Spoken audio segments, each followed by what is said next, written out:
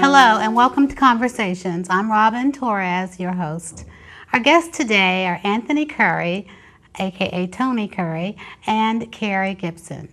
In 1997, Carrie Gibson founded Had to Be Productions, named for its inaugural production of Renee Taylor and Joseph Bologna's It Had to Be You, selected as the Outstanding Independently Produced Play for 1997 by the Seattle Post-Intelligencer.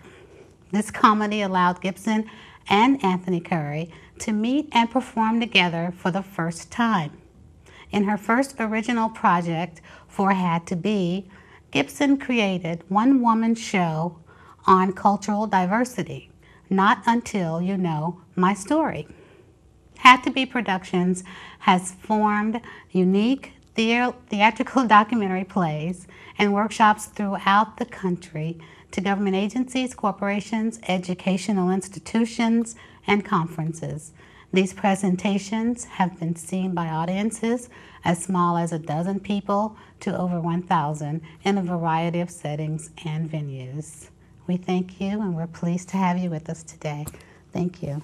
It's great to be here. Okay, so Carrie and Tony, tell me how you guys met. Well, it started with a comedy that had no social value at all, that we were both cast in. And I did that because I'd been doing sort of social justice theater, and Tony's done a lot of different kinds of theater, which he can tell you about. And I wanted to do a comedy that really didn't change the world, to see if I could enjoy theater for theater's sake. So Tony and I met, and it was incredibly fun. And then I had started working on a play where it dealt with diversity and stuff, and one of the characters had a disability, and that's where Tony, which he'll tell you his side, connected, and we started doing this play, creating a play on people with disabilities, and that was 14 years ago. We've got 5 plays now. Yeah. So your connection. So yeah, basically I was hired to do this play. It Had to Be You, Okay. with Carrie, and we had one day where we were in rehearsal and we just started laughing and we couldn't stop. And the director, it was just the two of us in the play, the director had to cancel the rehearsal. He had to stop the rehearsal and cancel it and just go, okay, we'll come back tomorrow, we'll start again. And it was okay, but it was so much fun. I mean, we had such a good time that we just wanted to do more of it together. And when I saw Carrie doing a rehearsal for her one-woman performance in this play, Not Until You Know My Story, and she was playing this character, Emily, I really gravitated to the character, and I raised a son who was disabled, and I thought, gee, if we could get together and create a piece about people with disabilities, you know, based off of this character of Emily, then we would do that. So that, hopefully do that. So we talked about it and came up with an idea to create a play about people with disabilities and do it the same way she created her play, which is through an interview process. And that kind of worked out nice. We basically sculpt plays from people's words. So we deduct the words we don't want and leave the words that are there and create a play out of them. So what were you hoping was the outcome for people to see that side of children or anyone with a disability? Yeah, with a disability. My whole life with my son, Adam, has been really focused on having him included in the community, in the school, in the workplace, wherever, but to be included and to allow him the fullest participation in that inclusion. Right. And so our hope when we wrote this play was really to help heal people's concepts of people with disabilities, right. to sort of break through those prejudices and those walls and those fears. You know, people are afraid to laugh around a person with a disability. It's like, yeah. I was going to ask you, what are some of those fears and perspectives that they might have stereotypes. I mean, you can think of a lot of negative stereotypes people might have about someone not being able to do something because of a disability, which is pretty much not true anymore with technology. But then there's just the subtle kinds of things, which is, I'm not quite sure if I'm going to say the right thing here, so I'm just not going to say anything. Or I'll be incredibly polite to you, but you I'm going to go out to lunch with because I'm not going to worry about offending you. So I think people get so careful now, and as adults they get more and more careful, that they stop interacting just as people. And they think they have no idea what it's like. And we actually start with that premise that we don't know how it feels to be any of the people that we are. But if you try to imagine, you imagine walking into a room and having people go, you'll suddenly realize that that's probably not a good thing. Or you have someone say, oh, hi, how are you? It's so good to see you. That's not how you want to be treated. So if you just imagine, suddenly you have a whole different perspective. And that's sort of one of the premises of all our plays. I mean, the exclusion of people with disabilities, they don't have sex. People with disabilities, they can't have a relationship. All of these different concepts, because they're disabled, like that stops them from doing anything anyone else is doing. People think there's a rule book about how to behave, and there isn't about any difference. And again, we have plays on a lot of different things, not just disabilities. And people are always looking for that answer. And the answer is to be human and interact and make mistakes and deal with them. Enjoy yourself. Okay. And you guys have been enjoying yourself together for how many years? 14 years. 14 years. Because we're in relationships with other people. We're married to different people. And I think that's helped. I am not married to him. He's my work husband, but that's as far as it goes. Okay, 14 years of going on the road, city to city. And now international. You guys have been to Canada. That's right. Canada. There we go. There's our international. We write together, we market together, we perform together. We have regular office hours. I'm in Seattle. She's in Los Angeles. That's another really helpful thing. So how do you get together to write? All on the phone, speakerphone. Okay. Unlimited long distance. Or Skype. We've just learned Skype. Okay. So you guys are pretty much in sync with what the concepts are and what you're we actually write things for. pretty quickly now when we can interview somebody. It's amazing that when we see the words, we instantly are both agreeing on what works, what doesn't, how to combine it. And we don't just do like one person's story and then another person's story. It's really interwoven in a way that tells a larger story. You didn't have an opportunity this morning. I did not, but I've heard wonderful things, and I was going to get to that because I wanted to hear from you. Into the Fire, correct? You performed that today at the college. Tell me about Into the Fire. Okay, well, probably how it started is the first thing. We have this play on disabilities called Not Just Ramps, and someone came up to us and said, I know what your next play is, and people say that to us all the time. We're kind of like, what is it? Like, we're not really going to hear you. And the person says it's on veterans returning with disabilities and combat-related trauma. And our reaction was, what does that have to do with us? Is that really a general topic that people would be in? A lot of ignorance on our part. And then the person said, I have people for you to interview, and that's always the hard part. And we went, really? Well, we'll talk to somebody. And when we talked to the first person, it was a couple, both of us were emotionally pulled into it so deeply that our lives have never been the same since. And we've now performed this play at the Pentagon, in front of troops returning, in corporations and colleges and government agencies all over the place, and have felt very moved by how this is all of our issue. This is a dialogue we all have to have. My son is in Afghanistan, and he's going to be coming home. So can you go into some of the stories of what you've been... some themes that are sort of common is expecting your son to come home the way he left, and knowing that people, when they get that, it will change him, but it won't ruin him or hurt him. He'll be a different person, and obviously he'll be more mature and all that. And if he's got issues to deal with, if it's combat-related trauma or a disability, it's being open to allowing him to process all the stuff that he used to go through. And so basically the theme is you don't expect people to be the same when they come home, and you learn about the things they might experience so that when they start happening, it's okay to get the help you need or to talk to the people you need. Trying to think of specific Well, stories. let's take a quick break, and we're going to come back with some of the specific All stories. right. Okay. Cool. Good. So we'll be right back in just a moment. This is not a race. On the road to financial independence, the winners are the ones who stay the course. Learn more about securing your financial future and choose to save. It will pay off in the long run.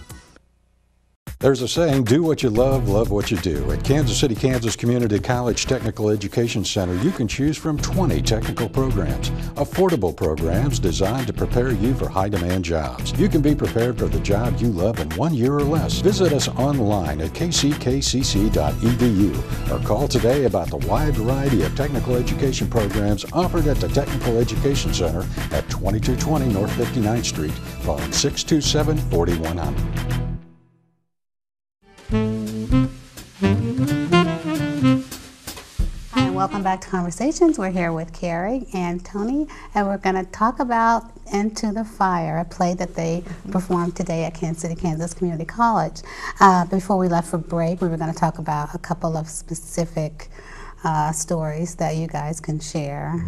And I'm almost scared to ask, but I'm going to. Well, you know, it starts with a couple, Steve and Lisa. He's a Vietnam vet, and he's done amazing amazing work working with veterans and helping them to come back and reintegrate. And he himself, he's lost a hand and had His arm, he had his chest. He had a couple different injuries, and he's not only like dealt with that in a huge way, but he really helps a lot of vets realize that finding value in their sacrifice is a really important part of coming home. And so he's wonderful, and his wife is wonderful, and they do a lot of great work. But the two stories that we were going to talk about, I'll talk about one, was a woman I actually found via a website that dealt with vets, and she was a woman who had a pretty painful re-entry to the point where she was in her home, not really wanting to go out, had a lot of panic attacks, experienced some harassment while she was over there. She was in Iraq and Kuwait, and had a disability with her hip. And the play is focused on people with combat-related trauma and disabilities. So these are not stories of all vets or anything like that. It's just these specific stories. But basically, she had gotten to the point where she just didn't want to go out. She was feeling a lot of depression. She had a lot of flashback nightmares. She had panic attacks and felt like she'd lost quite a few years, about 4 or 5 years of her life to that.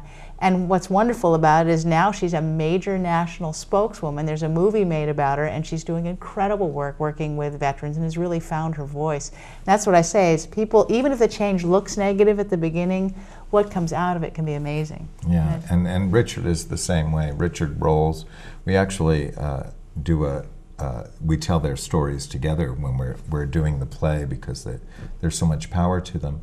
But Richard, came back and went through the gamut. There's an 86% divorce rate among veterans. There's, all of these different statistics that are kind of rough. And he had severe PTSD. He got divorced. PTSD is post-traumatic stress disorder. Okay. And it really can affect your whole, Robin also suffered from PTSD, but it can affect your whole outlook and the way you reintegrate. Everybody's going to come back with some stress. They just are.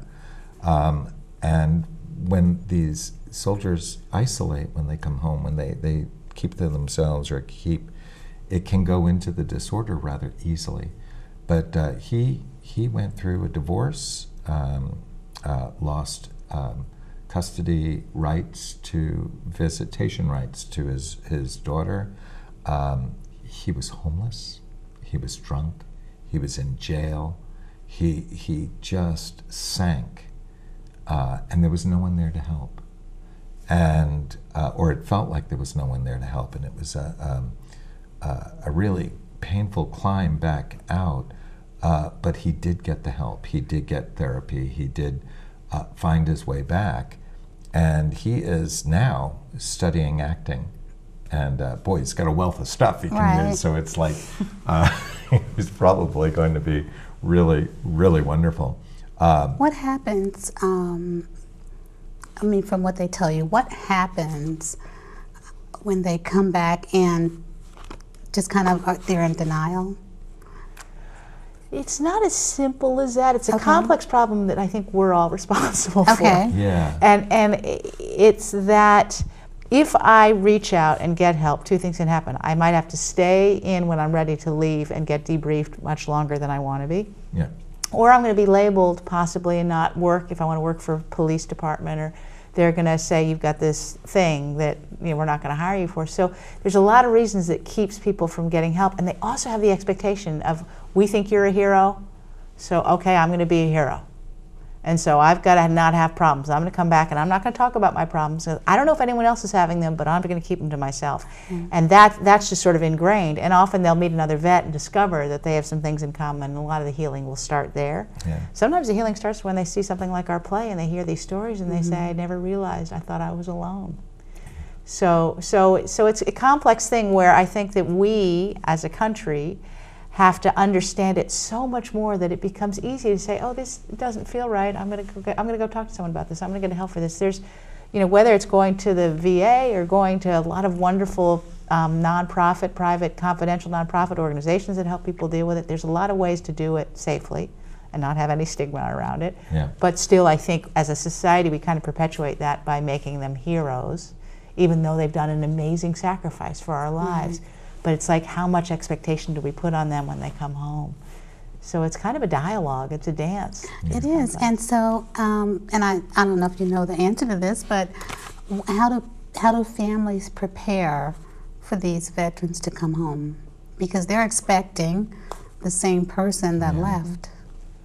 I think one of the things is that let go of the expectations and welcome home your son, welcome home your child, welcome home your brother, welcome home your mother, welcome home your father, whatever your sister, whatever the situation is.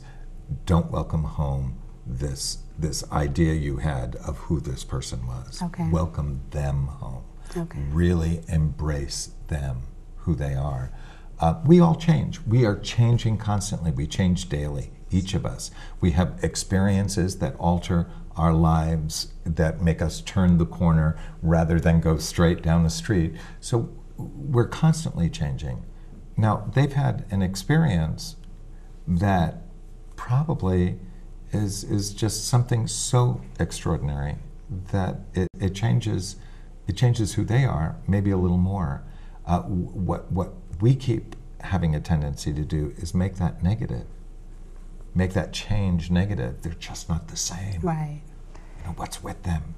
Rather than going, of course they're not the same. Of course they're not the same. They've grown.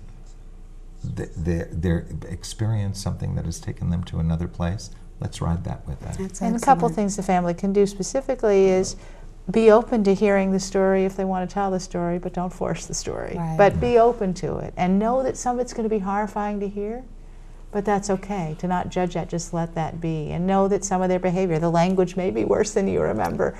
There's things like that where employers aren't ready for that and they hear one F-bomb, as they say in the corporate world, and they're like, bye-bye.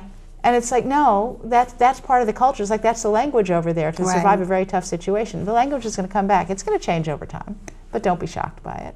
No, that's part of it. So be available to hear, learn a lot about PTSD and signs of traumatic brain injury too, which isn't visible, which, because the protective gear is so good, they can have brain trauma without knowing it.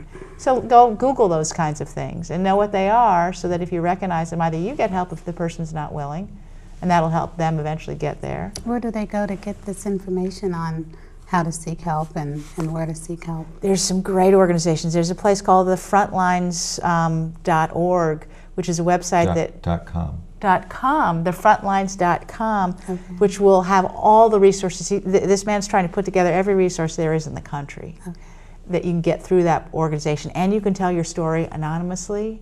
He's using a lot of social networking things. Wow. Yeah, so the frontlines.com is great. And you know, even the Department of Veteran Affairs on their websites, they have a lot of resources. So I think it's not that hard if you Google them to find them. Yeah. But there's there's a host of, from government to private nonprofit. And there are organizations that are completely anonymous, like the Soldiers Project, like the Vet Centers, that sort of get help. But at the Soldiers Project, you can get therapy or counseling, or just talk to someone, talk to a therapist or counselor, without any strings attached to it. It's not like going to the VA and going to their counselor and then having all of this, cataloged into the new label that they're handing out to you. And it gives you an opportunity to sort of see where you are and where you need to be. Now, registering at the VA is always a good thing, okay, because you just don't know what the future is going to hold. Right. But it really is a good thing, just to make sure. And you need someone to cheer that on. I talked to one vet who said, if I didn't have my dad or my mom saying, did you do this today? Did you go to the VA? Did you register? I wouldn't have done it because it was hard to do. Yeah. So someone being there, not nagging or pushing, but really sort of cheering someone on to do some of those basic things you have to do to get back. Being their cheerleader. Yeah. Yeah, let's do this. Okay, well, we're going to take another break. Good. And we're going to come back, and I'm going to ask you to do something special, and we'll see. Okay. So we'll Lordy, be right back okay. in just a moment.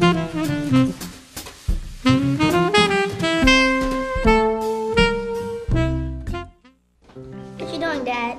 My favorite thing, Really, Dad, what are you doing? paying bills. Every month a stack of them come, just as regular as the rain. What's this one? That's a special one, son. I pay it first. How come? It's money for my retirement account. I put some money aside each month just like I was paying a bill. Wouldn't you rather buy something?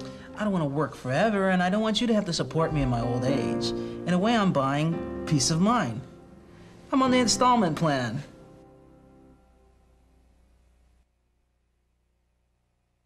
Over half the people waiting for an organ transplant in the United States will die before they get one. You can increase your chances of getting a life-saving organ donation by joining Life Sharers. You get preferred access to the organs of other members. In return, you give fellow members first access to your organs. Membership is free and anyone can join. Join Life Sharers now. It's free and it could save your life.